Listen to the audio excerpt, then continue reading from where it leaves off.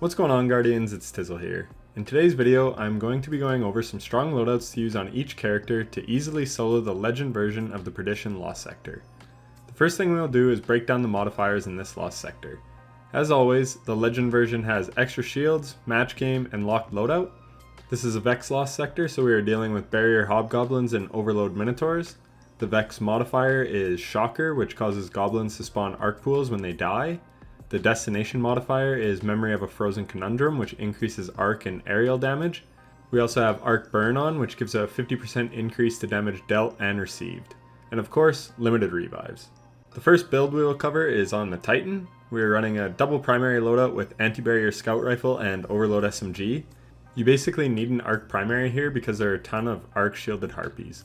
I'm on Middle Tree Striker Titan, Code of the Missile, running Kyrus of the Falling Star to make my Thunder Crash deal a ton of damage. We have on a full Solar Warmind Cell build for ad clear.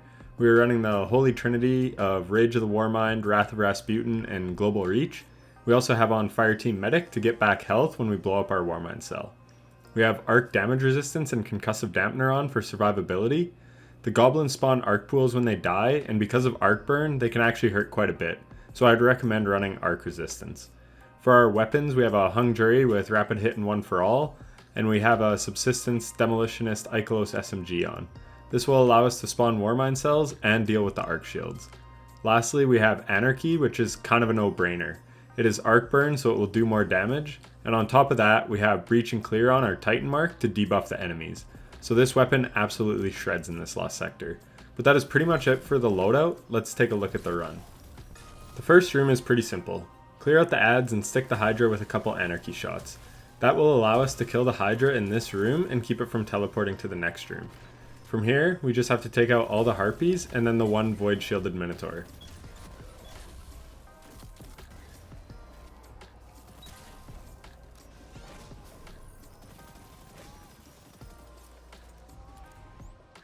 Once these are down, we can focus on the next wave of ads.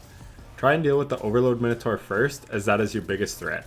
And then just try and avoid the Hobgoblin snipes and you'll be fine. Utilize your Warmind cells here to clear out the ads and move on to the next room.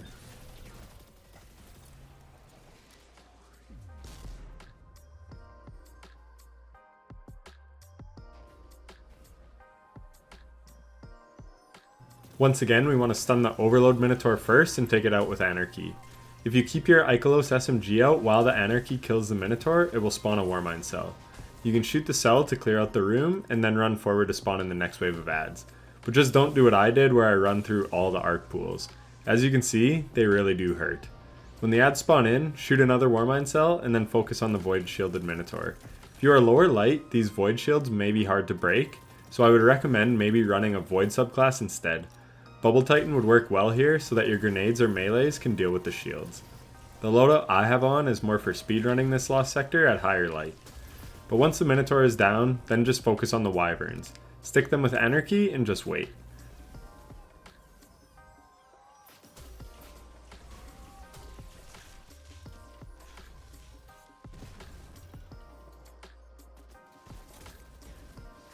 From there, you just have two barrier hobgoblins and a few red bar goblins to deal with.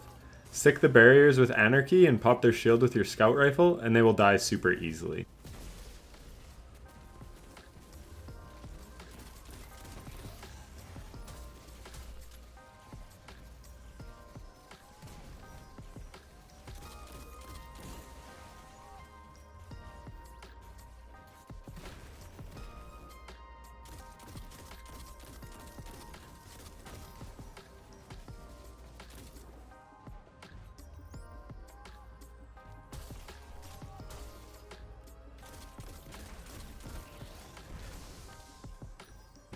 Once all the ads are down, you can spawn in the boss in the room at the top of the stairs. Debuff the boss with Anarchy and then cast your super. The boss will go down super easily and you can collect the chest and you are done. This is a very easy Lost Sector to farm in under 3 minutes. You don't even have to kill the rest of the ads that spawn in. Once you collect the chest, you can just dip.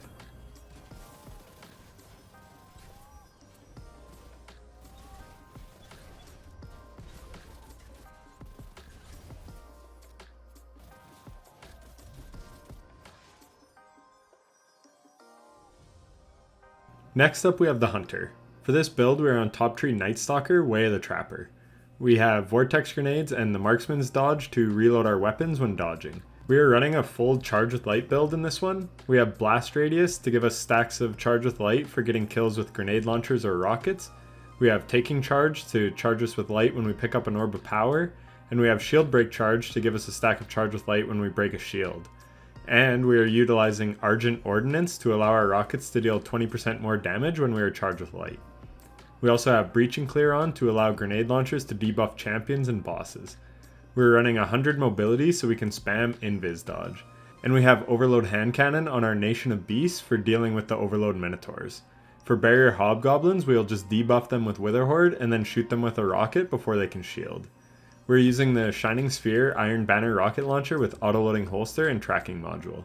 This rocket is arc, so it will do 50% more damage due to the arc burn.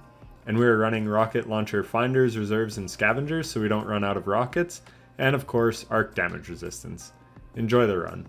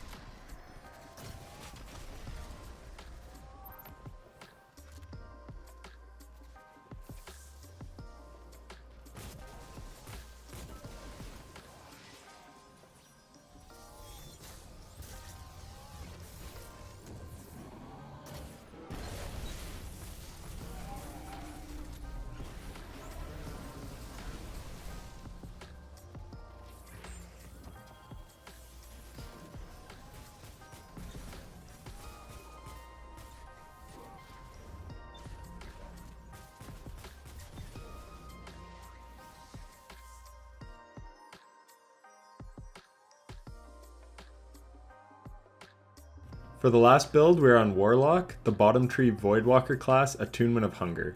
We once again have on a full Charge with Light build.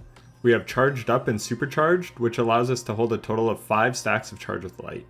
And we have Taking Charge and Shield Break Charge for gaining stacks of Charge with Light. We have Arc Damage Resistance and Concussive Dampener for survivability, and we have Breach and Clear on to debuff champions and the boss.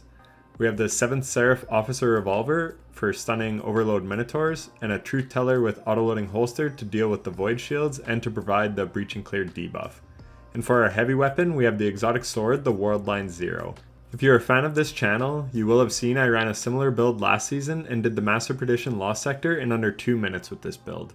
It is hyper aggressive and super fun. We will proc Devour by consuming our grenade.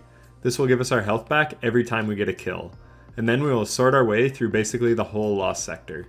We also have on sword ammo finders and scavengers so that we don't run out of sword ammo. This is one of my favorite builds I've ever made for a Lost Sector, so please enjoy.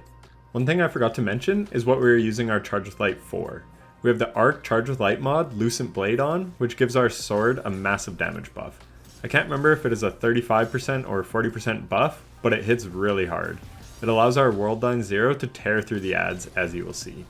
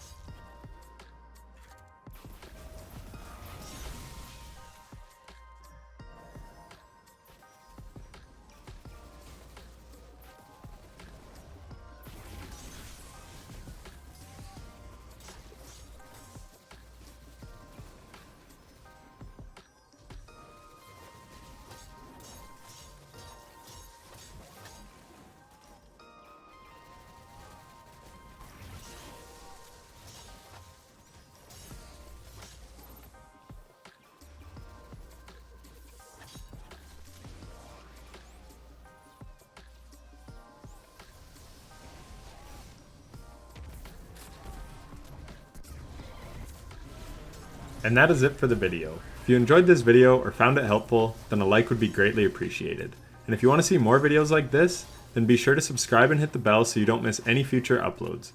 Lastly, if you have any other loadout suggestions that you like to use, drop them in the comments as they may help someone out. But that is it from me. If you made it this far, thank you so much for watching. I really do appreciate it. Happy Lost Sector farming, Guardians, and take care.